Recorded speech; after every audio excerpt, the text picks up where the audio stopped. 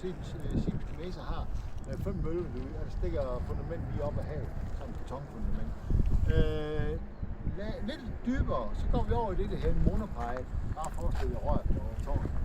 Og det bliver lige smasket ned i havbunden. Boret ned, spule ned, det kommer lidt an på, hvordan havbunden er. Og det giver jo støj. Og ham der, den orange mand over på den anden side af blandt ham tossen her. Hvis han nogensinde har sagt noget, der kan være i nærheden af virkeligheden og sandhed, så snakker han om for nogle år siden om nogle valer, og det er fint, der lå på stranden. Har vi oplevet det? Ja. Inden for det sidste år er det 10 eller sådan noget. Valer og ting og sager. Det kan være offshore operationer, vi gør det. Fordi når vi gør det der, så giver det jo støj. Ja. Den løber, der står pizza eller prøver. Det kommer ind på lige om lidt, så ved du hvorfor.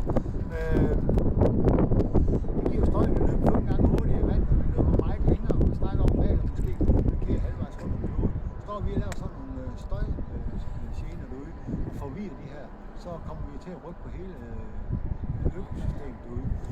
Ørste, de laver ude i det nordlige Tyskland, i Nordsøen, en installation, hvor de efterligner valer. Valer bliver jo sådan en luftbombe. Så kan fisken ikke finde ud af at komme ud. Så lavede de gardiner af luftbomber rundt om installationen, og fangede de 99% af støjen fra installationen. Det var skidesmart. Vi laver grøn omstilling, så skal vi altså lige tænke os om, at vi ikke laver et nyt problem. Og det der med at ødelægge den der balance derude, det kan jo være fuldstændig uoverskuelige konsekvenser. Fuldstændig. De der lidt længere op i dybden,